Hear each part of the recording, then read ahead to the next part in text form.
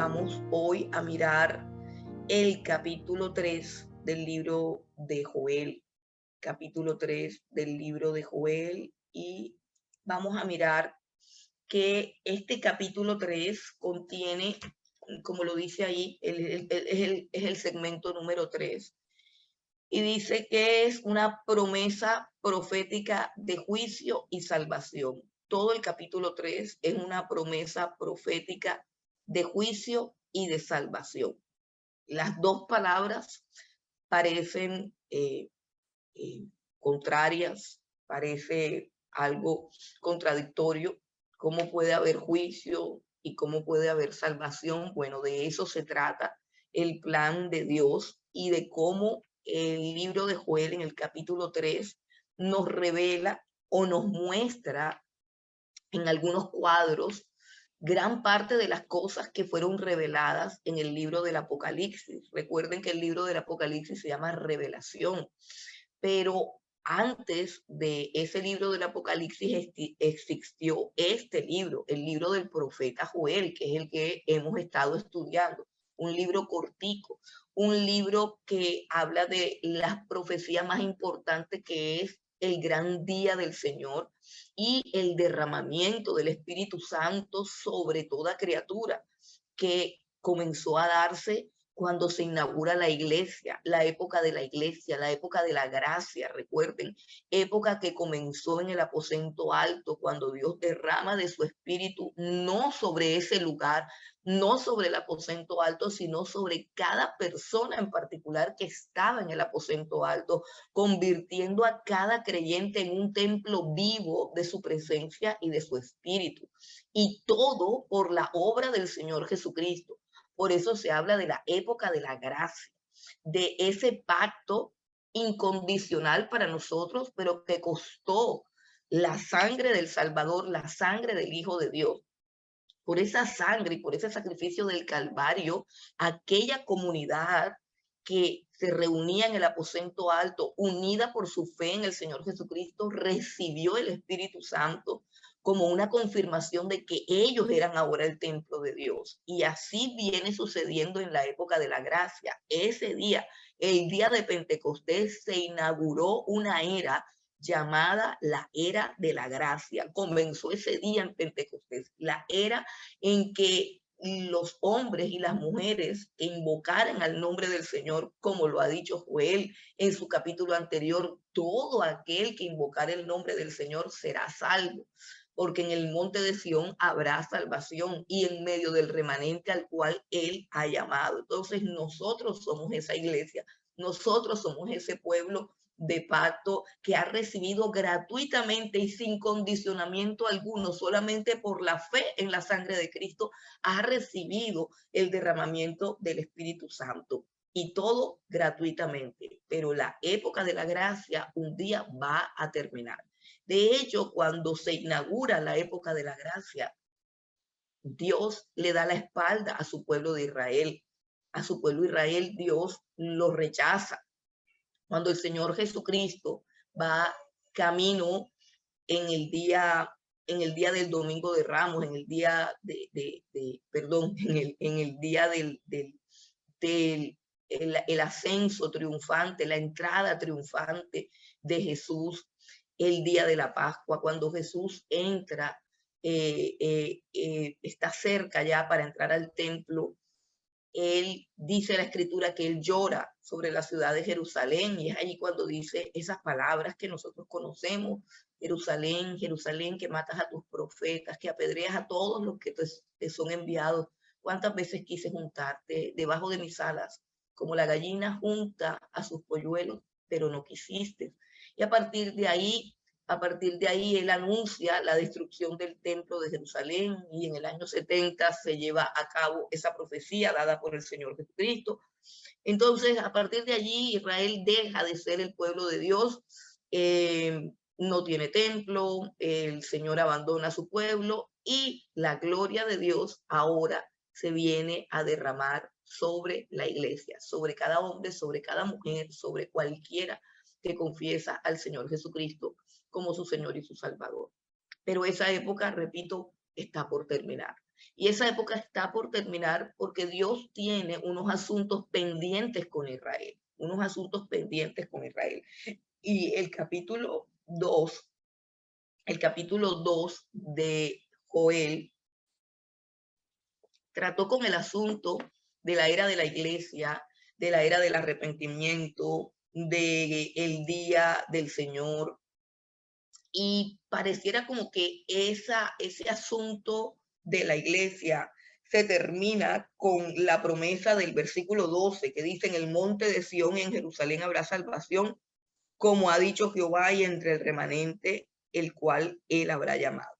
Pero en el capítulo 3, ya todo lo que se anuncia en el capítulo 3 tiene que ver con el trato de Dios exclusivamente para con el pueblo de Israel. Es decir, Dios no ha abandonado completamente a Israel. El apóstol Pablo, en la carta a los romanos, dice que ha acontecido a Israel endurecimiento en parte hasta que llegue la plenitud de los gentiles. O sea que habrá un momento histórico en el que el endurecimiento de Israel hacia Dios será quebrantado.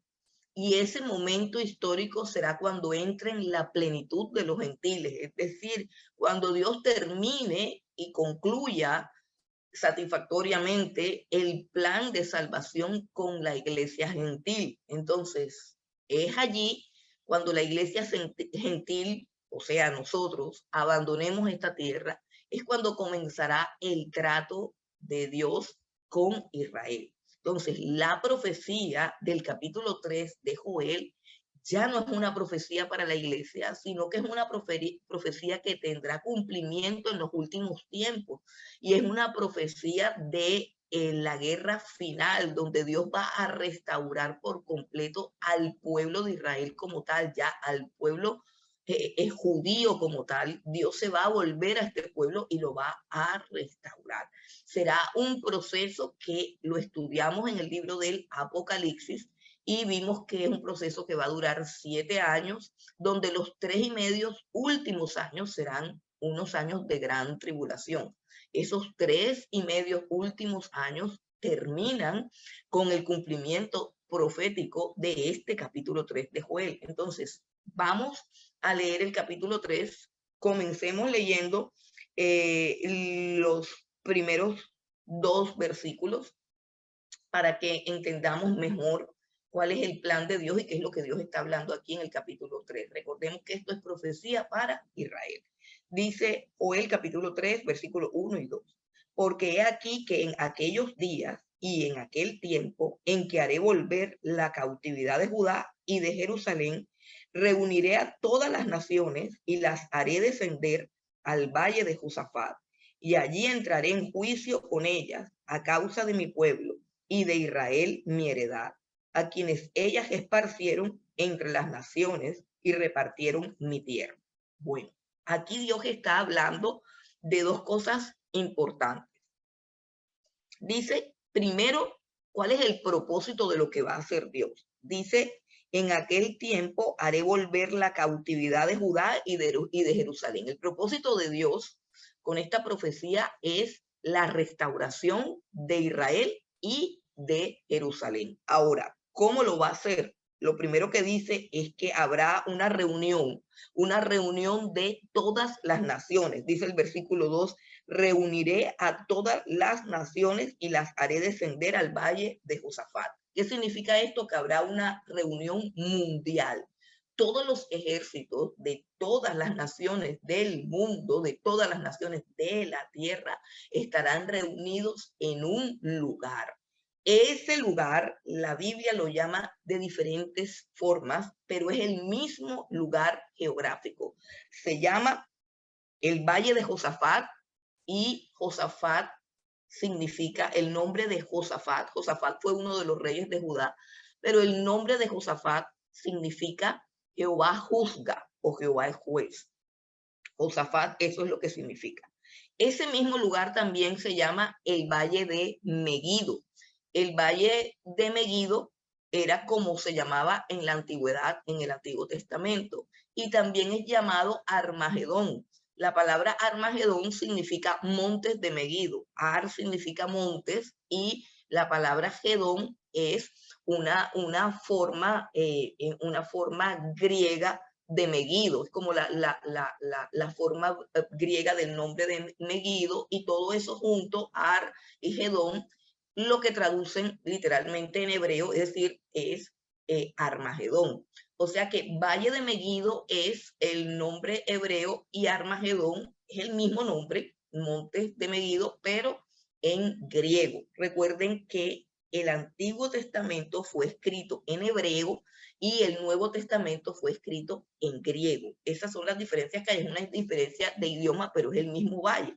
Se llama también el Valle de Josafat, se llama también el Valle de Megido, se llama también el Valle del Armagedón o la Batalla del Armagedón, que es lo que va a haber ahí en ese valle. Y se llama también, como lo vamos a leer, se llama también el Valle de la Decisión, porque allí se pelearon las batallas más decisivas del pueblo de Israel, y en esa batalla es la batalla decisiva para toda la humanidad. Entonces, ¿qué hará Dios en esos días? Reunir a todas las naciones. No sé si ustedes recuerdan, en el libro del Apocalipsis dice que hay un momento en que la bestia va a enviar unos espíritus de ranas, unos demonios, para convencer a todos los reyes de la tierra que vayan a pelear contra el pueblo de Dios. Y Dios va a utilizar todas estas artimañas de las tinieblas para lograr su propósito, reunir a todas las naciones. Pero, ¿cuáles son esas naciones? Las naciones que odian a Dios, las naciones que se han declarado enemigas del pueblo de Israel, estarán reunidas en ese lugar. Hay algo que yo quiero mostrarles. Bueno, aquí nosotros tenemos una fotico del Valle de Megido, o el lugar para la batalla de Armagedón, o el Valle de Josafat, o el Valle de la Decisión. Y lo que yo quiero de pronto recalcar, quizás ustedes lo saben, pero son cosas que es importante tener presente, y es que ese lugar es un lugar real, es un lugar literal. Yo por aquí tengo un pequeño video que les quiero compartir. Es un video de un evangelista muy conocido. Este evangelista, se los voy a compartir. Este evangelista visita mucho Israel, yo creo que ustedes lo conocen mucho, y yo quiero de pronto mostrar el video porque quiero de pronto refrescar el asunto de que este es un lugar real. Este hombre visita mucho Israel y es un hombre que está muy empapado de los eventos finales, y bueno, creo que este video nos puede ayudar un poquito a mirar la realidad de esta profecía. Gloria a Dios. Gloria a Dios. Bueno, espero que les haya gustado el video. En este video miramos qué tan real, qué tan inminente es el cumplimiento profético de todo lo que está por venir. Entonces, continuamos. Vamos a las escrituras nuevamente. Dice así. Ahora, el lugar geográfico ya lo sabemos, ya lo miramos. Vamos entonces a mirar otros detalles acerca de esto. ¿Cuál será la causa de esta batalla en particular? ¿Cuál será la causa de este juicio? Porque vamos a leer que va a haber una batalla y seguido de la batalla un juicio. Vamos a leer nuevamente. Comencemos desde el 1. Dice, porque he aquí que en aquellos días y en aquel tiempo en que haré volver la cautividad de Judá y de Jerusalén, reuniré a todas las naciones y las haré descender al valle de Josafat, y allí entraré en juicio con ellas a causa de mi pueblo y de Israel mi heredad, a quien ellas esparcieron entre las naciones y repartieron mi tierra, y echaron suertes sobre mi pueblo, y dieron los niños por una ramera, y vendieron las niñas por vino para beber. Israel, a través de todas las edades, ha sido un pueblo que ha sufrido muchísimo. De hecho, nosotros podemos recordar el holocausto nazi en la Segunda Guerra Mundial, y a través de la historia ha sido un pueblo que ha sufrido mucho, sobre todo que ha sido dispersado frente a las naciones. Dios no ha vengado todo el mal que se le ha hecho a Israel, porque Él tiene una relación en este momento con la iglesia gentil, con su iglesia, a través del Señor Jesucristo. Pero nada de lo que le hayan hecho a Israel va a quedar sin castigo. De todos modos, Israel es un pueblo que ha sido llamado por Dios, y estoy hablando del pueblo de Israel como tal, según la carne, la nación de Israel como tal. Es una nación que ha sido escogida por Dios, que ha sido fundada por Dios, que tiene promesas de Dios, y Dios va a tratar con esta nación. Es cierto que Dios ha permitido disciplinas fuertes contra el pueblo de Israel. Es cierto que Dios la ha permitido y que muchos imperios a través de los tiempos han sido herramientas de castigo y de disciplina para con Israel. Pero siempre Dios, cuando entrega a Israel, por decir algo, para que sea disciplinado, castigado por otro pueblo, Dios siempre también va a castigar a esos pueblos, a esas naciones que odiaron a Israel, que maltrataron a Israel. ¿Por qué?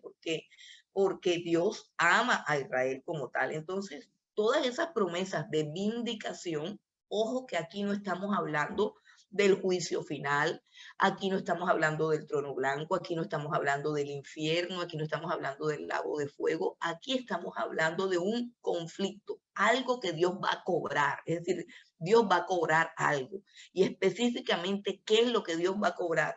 Dios va a cobrarle a todas las naciones y a todos los pueblos el daño que le hayan hecho al pueblo de Israel. Por eso es que uno tiene que tener mucho cuidado en mirar bien si la nación a la cual uno pertenece aquí en esta tierra es una nación que ama a Israel o que maldice a Israel, porque ahí está en gran parte la bendición de los pueblos. Hay una bendición, es mejor ser amigo de Israel que enemigo de Israel. Dios de todos modos ama a su pueblo y Dios va a vengar todo el daño que le hagan las naciones a Israel. Ahora, si nosotros nos fijamos en el versículo 4, vamos un momentico al versículo 4, dice, y también, ¿qué tengo yo con vosotras, Tiro y Sidón, y todo el territorio de Filistea? ¿Queréis vengaros de mí? Y si de mí os vengáis, bien pronto haré yo recaer la paga sobre vuestra cabeza. Las regiones Tiro, Sidón y Filistea son las regiones que rodean al pueblo de Israel, a la nación, o sea, digamos, la geografía de Israel está rodeada por estas naciones que hoy son Siria, que hoy son Turquía, es decir, todas las naciones que rodean la tierra de Israel en aquel tiempo eran Tiro, Sidón, Filistea. Todas estas naciones por años le hicieron daño a Israel, por años fueron enemigas de Israel. De hecho, en la actualidad, Israel está en una posición tan compleja geográfica y políticamente, geográfica, política y militarmente. La posición de Israel es una posición extremadamente compleja. Hermanos, si hay una evidencia para creer en el poder de Dios y para creer en la palabra de Dios, es el Estado de Israel. Israel es un estado que está rodeado e intersectado por sus enemigos.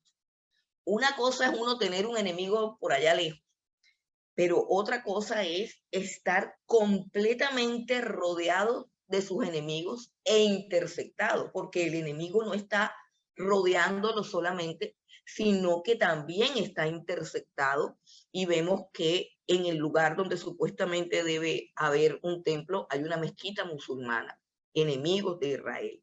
Ellos continuamente están en peligro, o sea, continuamente están siendo atacados, continuamente hay bombas, continuamente hay ataques. Eso es parte de la vida diaria y natural del Estado de Israel, pero al mismo tiempo es un Estado que va prosperando que se va fortaleciendo, que se va afirmando en todas las áreas. En todas las áreas Israel se está volviendo un pueblo próspero. Si usted comienza a estudiar, y esto es el gran milagro que está profetizado en las escrituras y que ya tiene un gran porcentaje de cumplimiento, Israel, la tierra de Israel, el estado de Israel hoy, eran pantanos llenos de epidemias, llenos de bacterias, eran unos pantanos que nadie daba un peso por esa tierra, pero Dios los ha hecho volver y han regresado. Y esos pantanos, esas tierras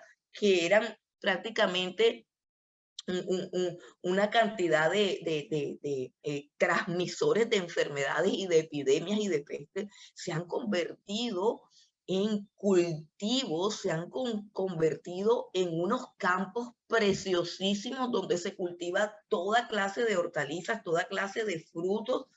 Israel se ha vuelto una potencia agrícola, se ha vuelto una potencia tecnológica, se ha vuelto una potencia científica. Israel tiene un florecimiento increíble, mano, increíble, increíble, donde nosotros nada más darle un vistazo a esa nación es decir, ay, la gloria de Dios. Y eso que Dios les ha dado la espalda, eso que Dios no los ha visitado, eso que Dios no los ha levantado todavía, no los ha restaurado. Pero Israel está en esa situación, rodeado de sus enemigos e interceptado por sus enemigos, y a pesar de eso sigue firme. Pero sus enemigos se van a levantar, sus enemigos se van a fortalecerse, se van a arreciar y se van a unir. Hay que tener muchísimo cuidado con Rusia, porque Rusia es uno de los enemigos de Israel. En la Biblia, Rusia corresponde a la nación de Gog y Magog, y lo mismo China y los países comunistas. Perdón. Entonces, todo eso muestra que va a haber una alianza, se está dando, se está tejiendo como ese terreno, ese panorama se está ordenando cada vez según la profecía bíblica, y esas cosas van a pasar, pero nosotros no estaremos aquí cuando esas cosas pasen. Nosotros no estaremos aquí porque este es un trato de Dios para el pueblo de Israel como tal. Bueno, continúa Dios hablando acerca de todo el daño que le han hecho a Israel. En el versículo 5 dice, porque habéis llevado mi plata y mi oro y mis cosas preciosas y hermosas, metisteis en vuestros templos. El templo de Jerusalén fue profanado 1000 veces, y todos los instrumentos y todo, y en este momento hay una imagen en el lugar del templo, una edificación de una mezquita musulmana. Bueno, dice, y vendiste a los hijos de Judá, a los hijos de Jerusalén, a los hijos de los griegos, para alejarlos de su tierra. He aquí, yo los levantaré del lugar donde los vendiste, y volveré vuestra paga sobre vuestra cabeza. Y venderé vuestros hijos y vuestras hijas a los hijos de Judá, y ellos los venderán a los sabeos, nación lejana, porque Jehová ha hablado. Dios está diciendo que va a haber una vindicación, es decir, que Dios va a castigar todo el mal que le han hecho a Israel, y que todas esas naciones se van a convertir en súbditos de Israel, así tal cual lo dicen todos los profetas. Y la tierra de Israel va a ser la capital del mundo, y todas las naciones vendrán a adorar al Señor Jesucristo en la tierra de Israel, y la tierra de Israel reinará sobre toda la tierra. Eso es en el milenio. Ahora vamos al versículo 9. Miren cómo Dios está proclamando guerra, proclamando guerra. Dice el versículo 9, proclamad esto entre las naciones, proclamad guerra, despertad a los valientes, acérquense, vengan todos los hombres de guerra, forjad espadas de vuestros asadones, lanzas de vuestras hoces, diga el débil, fuerte soy. Juntaos y venid naciones todas de alrededor y congregaos. Haz venir allí, oh Jehová, a tus fuertes. Hay algo interesante en todo esto. Dios está llamando a todas las naciones de la tierra que vengan a pelear. Es decir, las está llamando como retándolas. Es decir, todo el que tiene algo contra Dios, que venga y que se junte. Recordemos cuando estudiamos el Apocalipsis, que Dios enviaba sus plagas sobre el reino de la bestia, que Dios enviaba sus plagas y los hombres maldecían a Dios y blasfemaban, porque los hombres sabían con toda claridad que todas esas plagas eran enviadas como castigo directamente del Dios de los cielos. Y en ese tiempo estará reinando sobre la tierra el anticristo, la bestia, el falso profeta, fortalecido por el mismo Satanás. Ellos tendrán dominio sobre la tierra y las naciones estarán llenas de odio contra Dios, de odio contra el pueblo de Dios. Y es aquí donde Dios dice, me odian, quieren pelear conmigo, vengan, reunámonos para la gran batalla. Es una invitación que hace el mismo Dios a sus enemigos. El mismo Dios los está invitando a pelear, los está invitando a dar la batalla. Pero si nosotros miramos con detenimiento, yo quiero que miren con detenimiento el versículo 12, el versículo 11, dice, juntaos y venid, naciones todas de alrededor y congregaos. Esa es una invitación de Dios a todas las naciones enemigas de él. Juntaos alrededor, todas de alrededor y congregaos. Y luego dice, haz venir allí, oh Jehová, a tus fuertes. Haz venir allí, oh Jehová, a tus fuertes. Y la Reina Valera dice, Señor, haz descender a tus ejércitos. La NBI dice, haz descender a tu pueblo, haz descender a tu... Es interesante porque este texto muestra que va a haber una gran batalla. ¿Quiénes son los contrincantes en esa gran batalla? Bueno, los que se van a reunir en el valle del Armagedón son todas las naciones enemigas de Dios y enemigas de Israel. ¿Y contra quién van a pelear?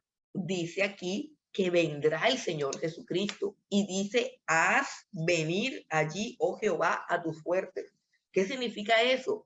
Que la iglesia del Señor Jesucristo, que en este momento ya estará en el cielo, ya estará reinando, como lo explicó ahorita el evangelista Gary Lee, ya este es el tiempo en que la iglesia fue arrebatada de esta tierra y está en el cielo gozando de las bodas del Cordero, gozando de la cena, de las bodas del Cordero, gozando de la presencia de Dios.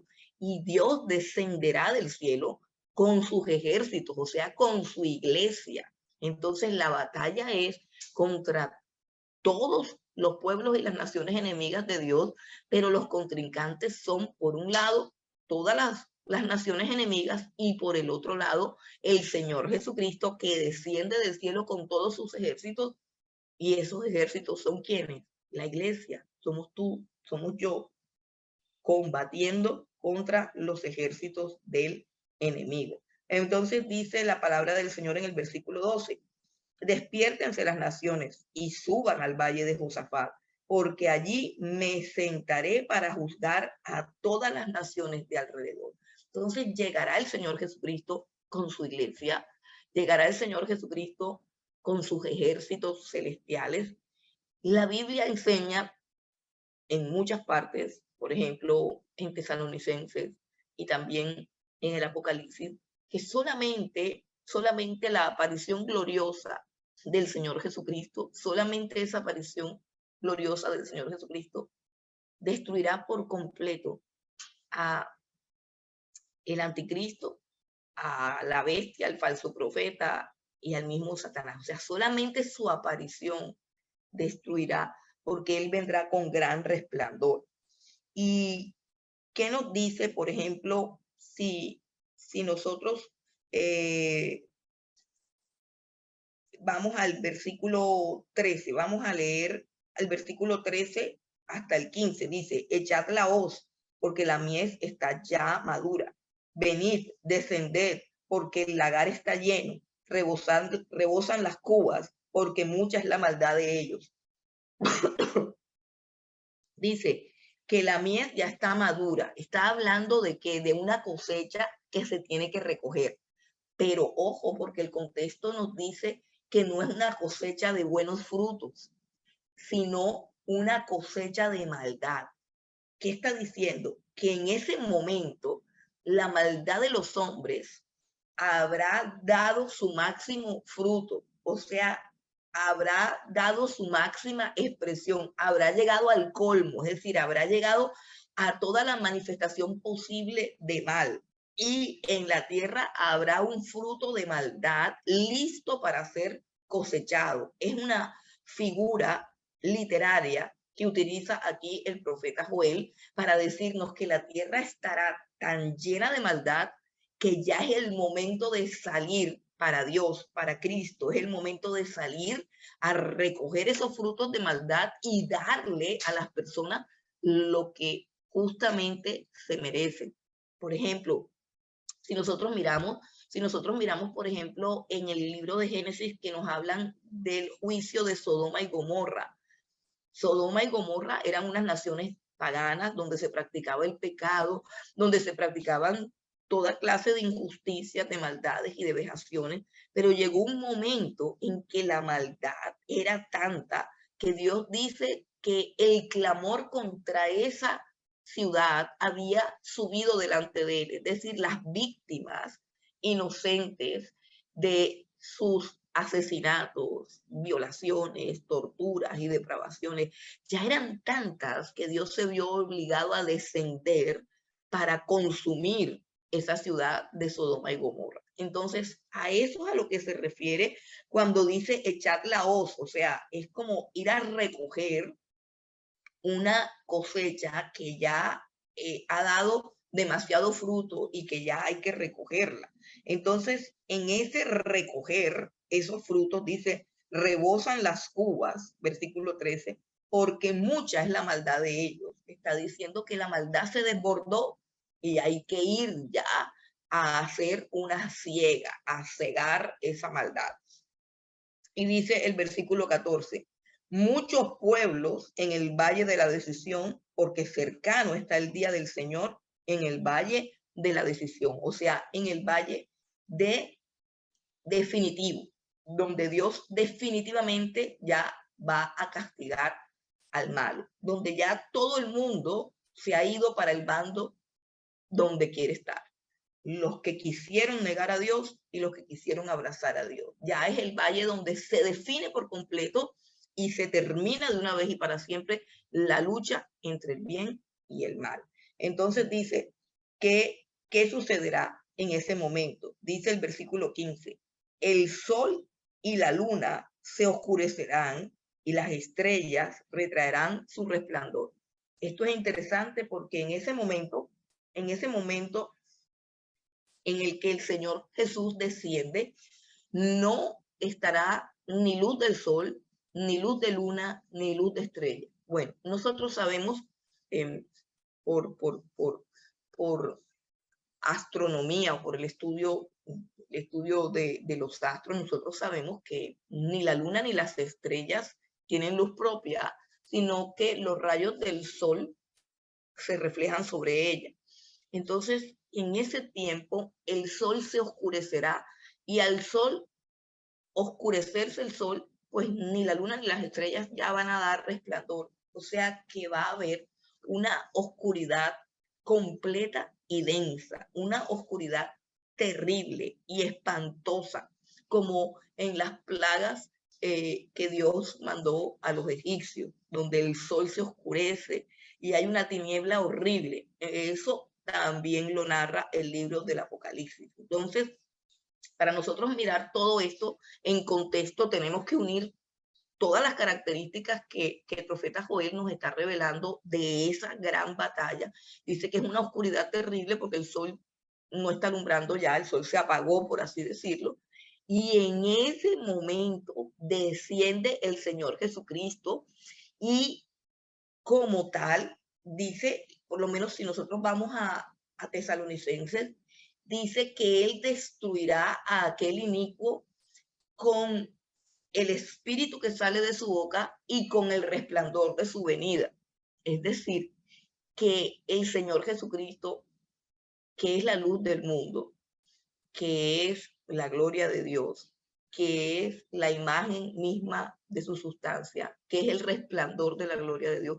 Él descenderá del cielo y, y nosotros veremos que esa luz, que ese resplandor que emana de él, del mismo Cristo, va a aniquilar por completo a todos los que se han levantado contra él y contra su pueblo. La luz de la gloria del Señor será un arma potente, eficaz, destructora y contundente para toda la maldad en aquel momento. Ellos caerán derribados ante el resplandor de su gloria. Y quizás, como recuerden a, al, al apóstol Pablo, ¿cierto? Que también fue derribado por un resplandor que lo cegó. Y a partir de ahí dejó de ser el perseguidor de la iglesia y se convirtió en el apóstol del Señor Jesucristo para la iglesia.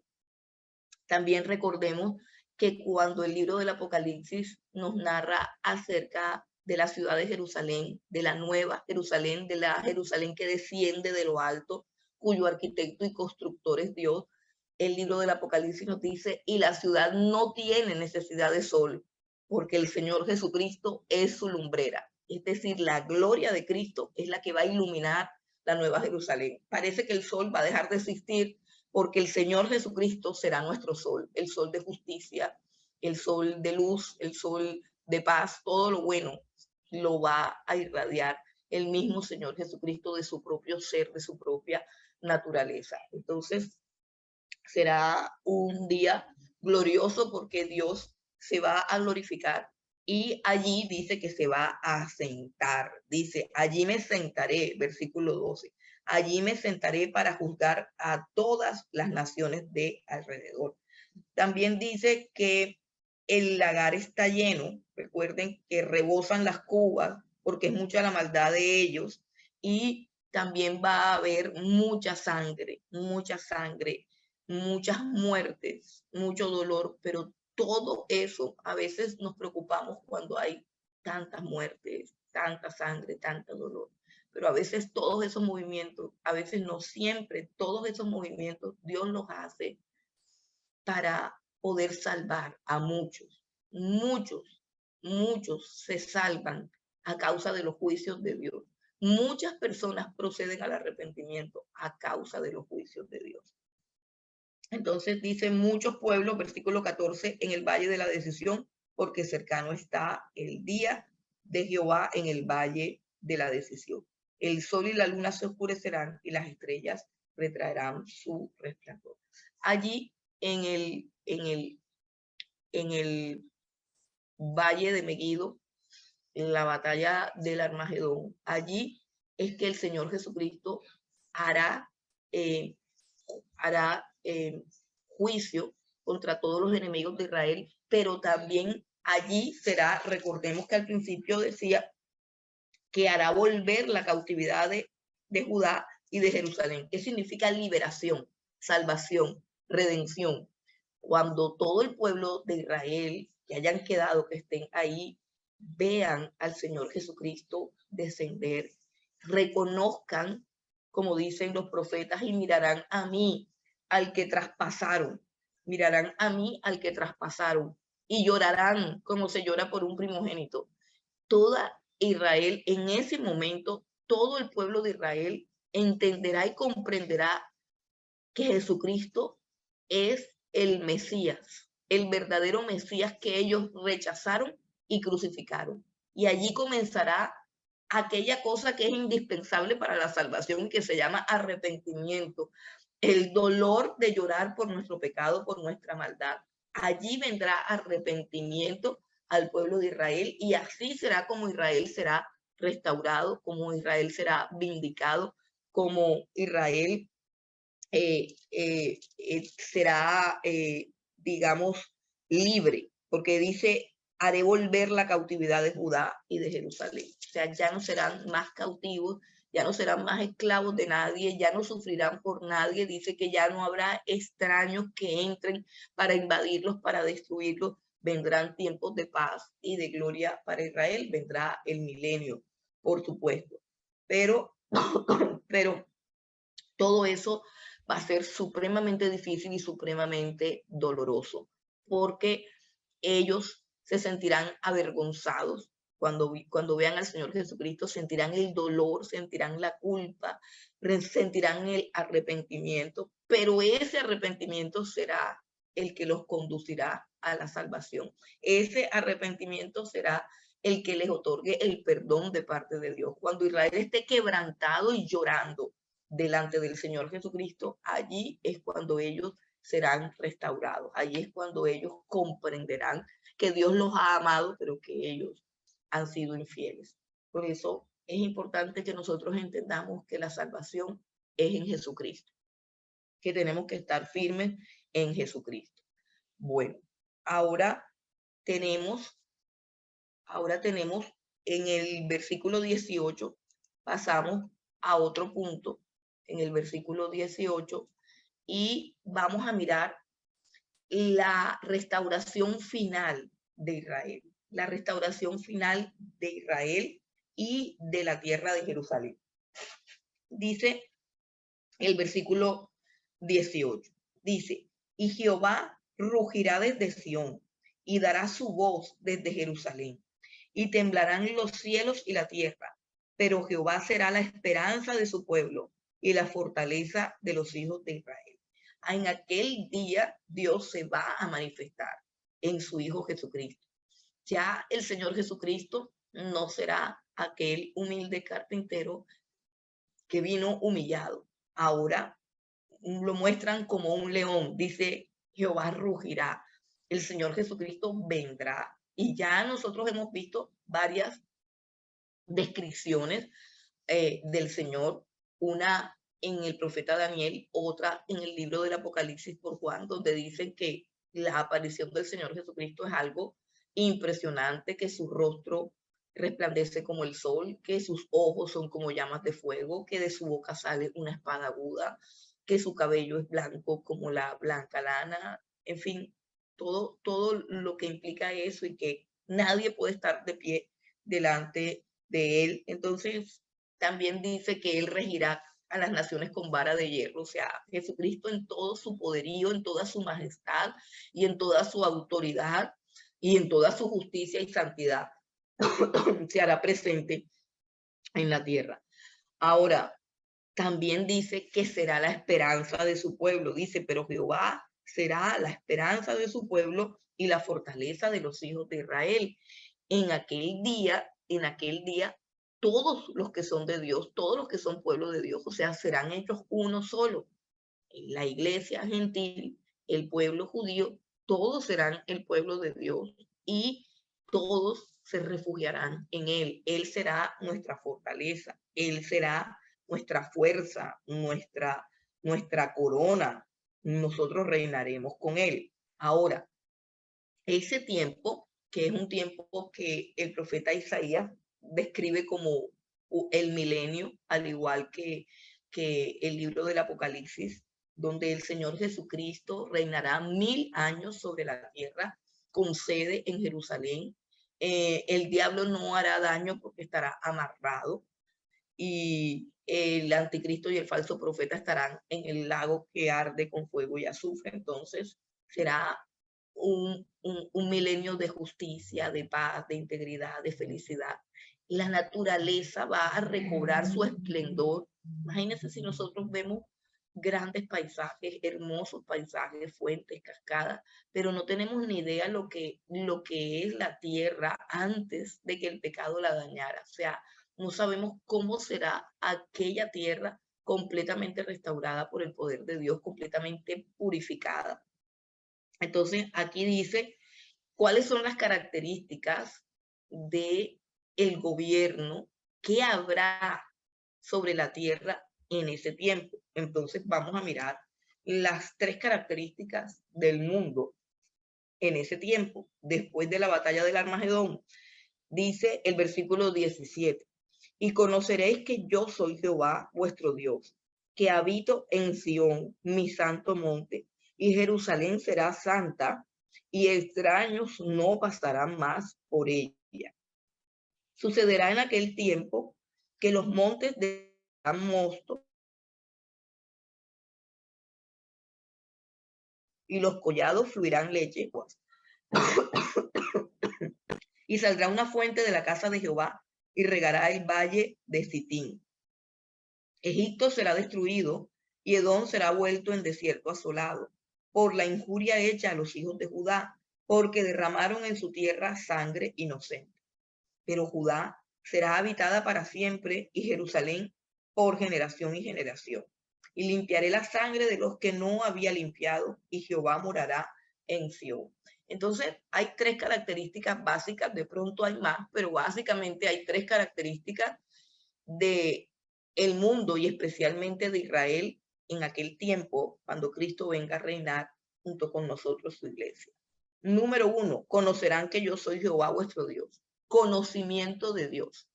Conocimiento de Dios.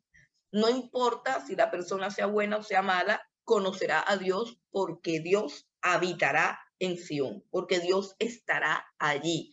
Es decir, ya no existirá la pregunta de, ¿tú crees en Dios? Si crees en Dios, yo no veo a Dios. Eso dejará de existir porque Dios mismo gobernará en la tierra de Israel. Así que toda la tierra será llena del conocimiento de Dios en aquel tiempo. Todos conocerán a Dios. Y toda Jerusalén será santa. Recuerden que Jerusalén será una ciudad construida por Dios y dice el libro del Apocalipsis que allá no entra ni un mentiroso, ni un hechicero, ni un ladrón, ni un inmundo, ni un cobarde. Nadie puede entrar a la ciudad de Jerusalén. Solamente el Señor Jesucristo y sus redimidos y su iglesia.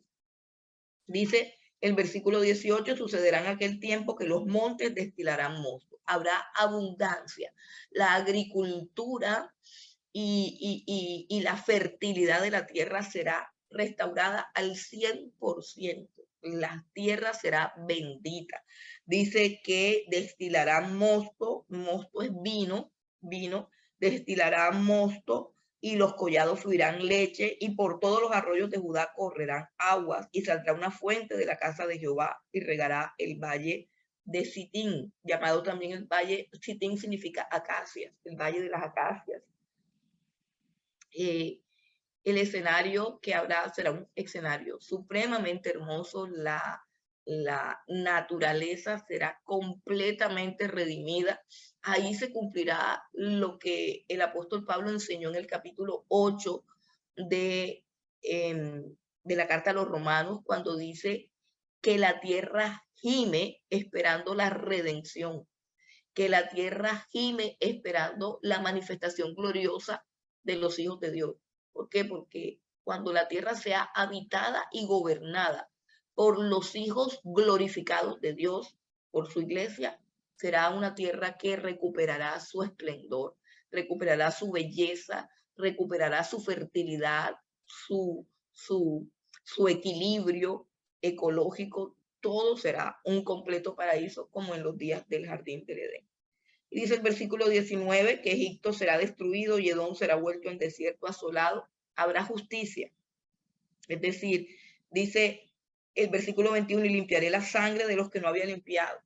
Será un gobierno justo, habrá justicia. Justicia significa que si alguien llega a hacer algo malo, será duramente castigado. Será un tiempo de plena justicia. La gente temerá. El conocimiento de Dios reinará en todos los corazones, porque Dios estará allí reinando, y el temor de Dios hará que la gente se comporte con justicia. Y si alguien no se comporta con justicia, será duramente castigado. Y dice que Egipto será destruido y Edom. Egipto y Edom simbolizan a los enemigos de Israel y al mundo pecador. Egipto simboliza el mundo de pecado, el mundo que se revela contra Dios. Y Edom simboliza a los que odian a Israel. Edom es Esaú. Recuerden, Esaú, que fue llamado Edom por causa de las lentejas que él cambió por su primogenitura. Entonces, ese Edom simboliza a todos los enemigos de Israel. ¿Qué significa eso? Que el pueblo de Dios habitará seguro, habitará en paz, que nadie se va a levantar contra el pueblo de Dios, que nadie podrá hacerle daño al pueblo de Dios. Así que será un tiempo, un milenio de felicidad, de conocimiento de Dios, de abundancia física, material, espiritual, de abundancia de gozo, de alegría, de paz, de abundancia de protección, seguridad. Reinará una sensación de seguridad profunda porque el Señor Jesucristo estará con nosotros, guardándonos, protegiéndonos, sustentándonos y deleitándonos en su presencia. Y así termina la profecía de Joel. Termina con una tierra de Jerusalén restaurada, convertida en la capital del mundo, donde reinará toda la iglesia con el pueblo de Israel que fue redimido y por supuesto todos bajo el dominio del Señor Jesucristo, que visiblemente estará reinando en su trono sobre la tierra de Jerusalén. Y hasta aquí es nuestro estudio del profeta Joel. Como les dije, es muy corto, pero muy sustancioso y nos deja la inquietud de que estos tiempos están cada vez más cerca, de que Dios nos está llamando a prepararnos.